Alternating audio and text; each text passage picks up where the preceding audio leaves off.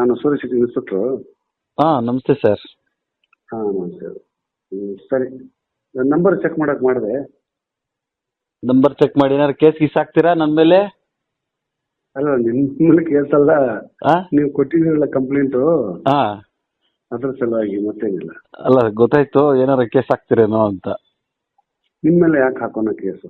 ಮತ್ತೆ ನಂಬರ್ ಯಾಕೆ sir check ಮಾಡ್ತೀರಿ? ಅರ್ಜಿ ಕೊಟ್ಟಿದ್ರಲ್ಲ, ಅರ್ಜಿದು ಹೋಗಿದ್ದೆ ಎನ್ಕ್ವೈರಿ, ನಂಬರ್ ತಗೊಂಡೆ.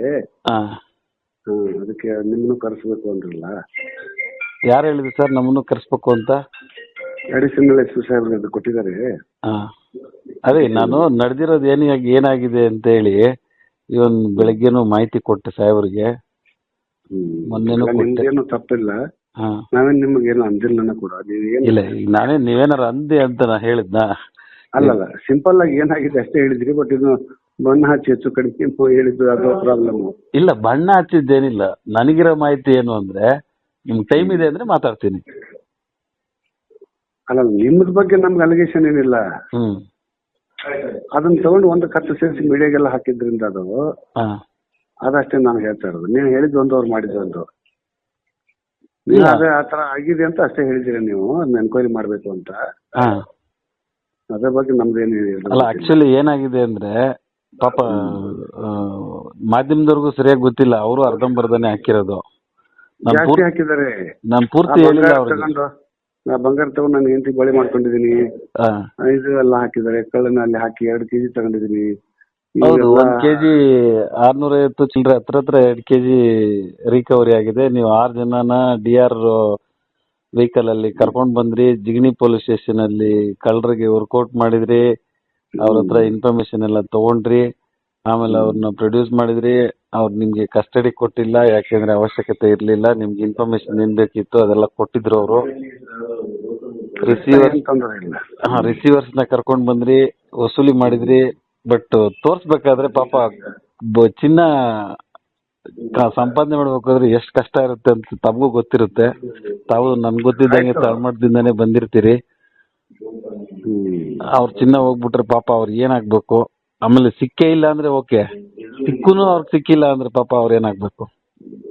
ಅದೆಲ್ಲ ನಮಗ್ ಸಂಬಂಧಪಡಲ್ಲ. ಏನು ಅದು ಆಮೇಲೆ ಬರುತ್ತೆ. ನೀವು ಅದ ಅರ್ಜಿ ಕೊಟ್ಟು ಎನ್ಕ್ವೈರಿಗೆ ನಂಬರ್ ಚೆಕ್ ಮಾಡಿದ್ರಿ, ಅಲ್ಲಿ ಕರೀತಾರೆ. ಅಲ್ಲಿ ಏನಿದೆ ಹೇಳಿ, ತೊಂದ್ರೆ ಇಲ್ಲ. ಅದೇನ್ ಮಾಡೋಣ ಬಿಡಿ, ಅದೇನ್ ತೊಂದ್ರೆ ಇಲ್ಲ. ನಾವು ತಗೊಂಡದ್ದು ನೀವು ನೋಡಿದ್ವಿ, ಕಣ್ಣಾಗಿ ನೋಡಿದ್ವಿ, ತಗೊಂಡ್ರು ಅಂದ್ರೆ ಕರೆಕ್ಟ್ ಆಗಿರ್ತಿತ್ತು. ಅದ್ರಲ್ಲಿ ಏನ್ ತೊಂದ್ರೆ ಇಲ್ಲ. ಯಾರಿಗೂ ಕಾಣಲ್ಲ ಅಲ್ವಾ?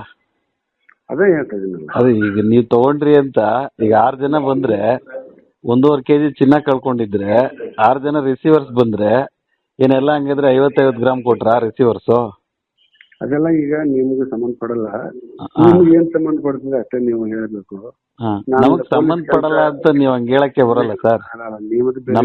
ನಮಗ್ ಸಂಬಂಧ ಪಡಲ್ಲ ಅಂತ ಹೇಳಕ್ ಬರಲ್ಲ. ಹೌದು, ಅರ್ಜಿ ಕೊಟ್ಟಿದ್ರೆ ಅಲ್ಲಿ ಮಾತಾಡ್ತಾರೆ. ಅದು ಅಲ್ಲಿ ಕರೆದು ಕೇಳ್ತಾರೆ ನಮ್ಮನ್ನ. ಅದು ಎಷ್ಟು ಗ್ರಾಮ್ ಕೊಟ್ಟೆ ಬಿಟ್ಟೆ ತಗೊಂಡೆ ಅದೆಲ್ಲ ಅದು ಕೇಳಿ. ಅದೆಲ್ಲ ಏನ್ ತೊಂದ್ರೆ, ನೀವು ಹೈಯರ್ ಆಫೀಸರ್ ಕೊಟ್ಟಿದ್ರೆ ಅವ್ರು ಕೇಳ್ತಾರೆ ಅದನ್ನ. ನಿಮ್ಗೆ ನಾನು ಹೇಳೋ ಅವಶ್ಯಕತೆ ಪಡಲ್ಲ, ನೀವು ನಮ್ಗೆ ಹೇಳಂಗಿಲ್ಲ. ಅಲ್ಲಿ ಎನ್ಕ್ವೈರಿ ಮಾಡಿ ಹೇಳ್ತಾರೆ, ನಿಮ್ನು ಕರೆಸ್ತಾರೆ. ಬರೋಣ ಸರ್, ಅದೆಲ್ಲ ಏನ್ ತೊಂದರೆ ಇಲ್ಲ. ಕರೆಸ್ತಾರೆ ಅಂತ ಗೊತ್ತು, ಬರೋಣ ಸರ್. ನಿಮ್ ನಂಬರ್ ಚೆಕ್ ಮಾಡೋಣ ಇದೆಯಲ್ಲ ಅಂತ ಫೋನ್ ಮಾಡಿ.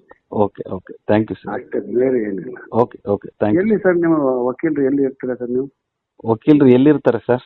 ಯೂಶಲಿ ಆನೇಕಲ್ ಕೋರ್ಟು ಅಥವಾ ಬೇರೆ ಯಾವ್ದು ಕೋರ್ಟ್? ಬೆಂಗಳೂರು ಸರ್ ನಮ್ದು. ಬೆಂಗಳೂರಾ? ಹೌದು. ಸರಿ, ಆಯ್ತು. Okay sir. ನಮ್ಮ ವಿಜಯವಾಹಿನಿ ನ್ಯೂಸ್ ಚಾನೆಲ್ನಲ್ಲಿ ಪ್ರಮೋಷನ್, ಜಾಹೀರಾತು, ಅಡ್ವರ್ಟೈಸ್ಮೆಂಟ್ ನೀಡಲು ಸಂಪರ್ಕಿಸಿ 9535808456.